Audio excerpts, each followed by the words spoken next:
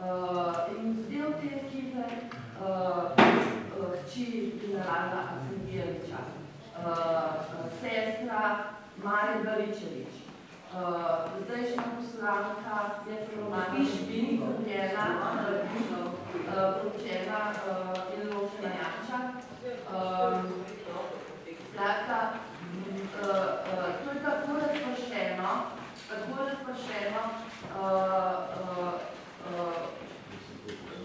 Ja, jaz vas. Ne da se v krasnih besedah povedati.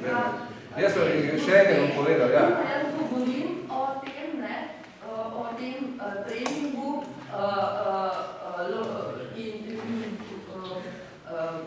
mi smo šle v celotno prijateljsko tekmo večkrat. Enkrat v splošni dom, enkrat v mladinski dom.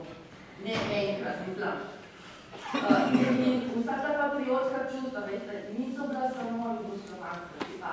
So bila zavita za Slovenijo, ampak zunanja, naj bi bila slovenska v resnic, so pa oni točno vedeli, da gre za Jugoslavijo, za protijugoslovansko tipa, ne.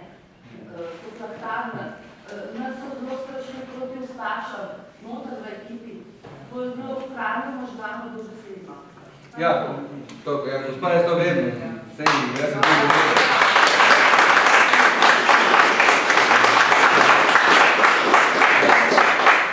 Športniki so bili na obdavi, tudi veliko športnikov je bilo sodelavcev, tudi knjigi boste našli. Kot sem rekel, približno 40,000 sodelavcev, še ne vemo, kateri so bili.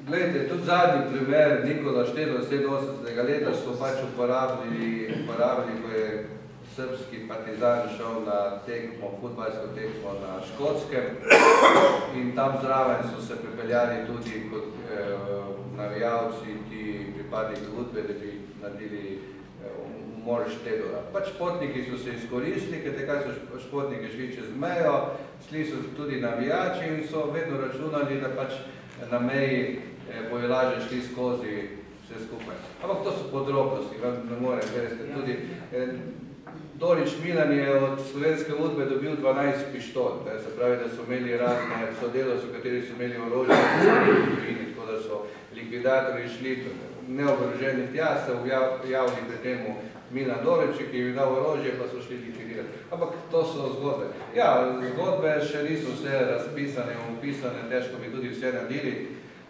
Tako da je to problem. Veliko bo še treba delati, da bomo vse te sodelavce razkrili oziroma popolnoma osvetlili delo te zelo glasne Udbe. Udba, verjemite mi, da zaključimo danes, mogoče še to vprašanje, zaključimo to danes. Udba je bila komunistična policija z enim edinim ciljem, da komunistična oblast pride na vlast. In edina osnovna naloga je bila, da preprečijo že v korenu kakršnokoli razmišljanje o kakršnem drugačnem politični opciji, kot je bila komunistična. In zato danes govoriti, da tisti, ki še danes vodijo Slovenijo, pa so včasih vodili CK-je, da niso imeli pojma, kaj dela Udba, je ena velika, velika laž. Velika, pravilnik Udbe piše, da lahko Udba sklene sodelovanje z katerim koli domačim, tujim občanom, ne sme samo za nosilcem partijske funkcije, ker se je podrazumevalo, da tisti so pa tak njihovi, za tisti tako da to pravilniku službe državne varnosti piše. Še eno vprašanje, vi ste še nekaj hoteli, pa končajmo potem. Jaz se ne bi glasil, če ne bi bil potomc slovenske migracije v sem to šel pred 6 leti in bi povedal, prvi se čestitam za korajžo, za iskanje resnice. To je nekaj, kar se bi v tem. Malo ljudi tukaj išče resnico. Bi rekel samo tako od emigracije, da res, mi smo začeli govorili starejši, izobraženi, mislim, da niso tudi zelo mulci. In mulci smo imeli svoje take dejanja, ki so bile pa tako bolj tajne. Recimo v obletnico 1. junija, meseca junija, Valentin, smo nesli venc, ki je vzal ambasado, na nedelj. Pa tako pa smo dober ljudi, ki so vedeli, da niso naši, pa so filmali vse možne stvari, da nekaj rubra, pa bo nič aparat, tako stvari. Ampak recimo, to so lahko otrostvo delali. Naši starši so pa bili starejci, moj oče in moj sredec. In mislim, da je ogromno njihovo delo tudi v tem. Me pa tudi zanima vedeti, koliko je, recimo, že ste vi tudi raziskoval špicle v rodini. Ker so pri jaz vedno so, zdaj pa gre samo primeri, da sem to zmočil. Če imate kakšen podatek, je posebno, ki me zanima. No, jaz bom zelo na kratko odgovoril. Pa samo to še, koliko naših katoliških šol gimnazij, Maribor, Ljubljana, želim naredim izjemno predomljeno, so vas povabili, da bi mi prišel prodavati to povedal mladi. Bodoči ljudi.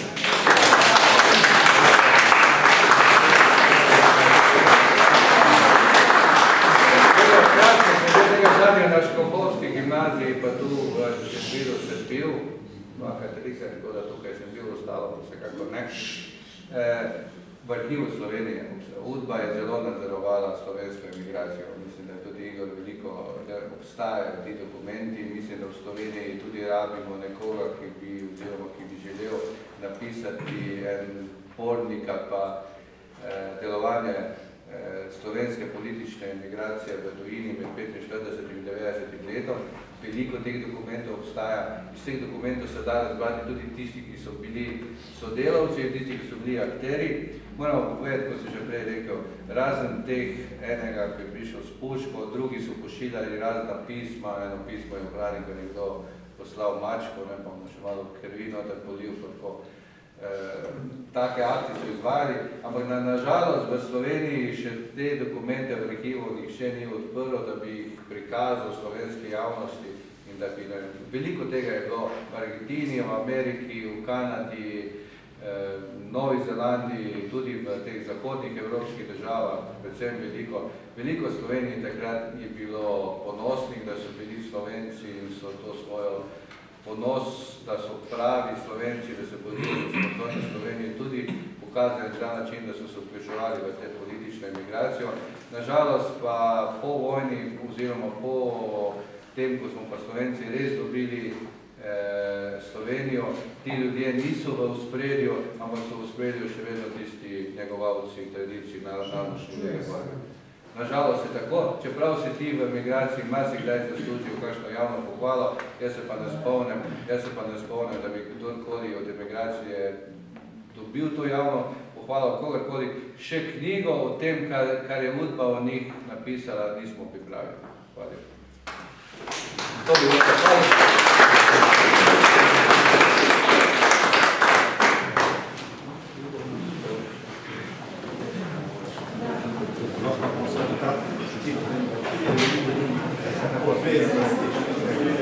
Petra, pozdravljeni.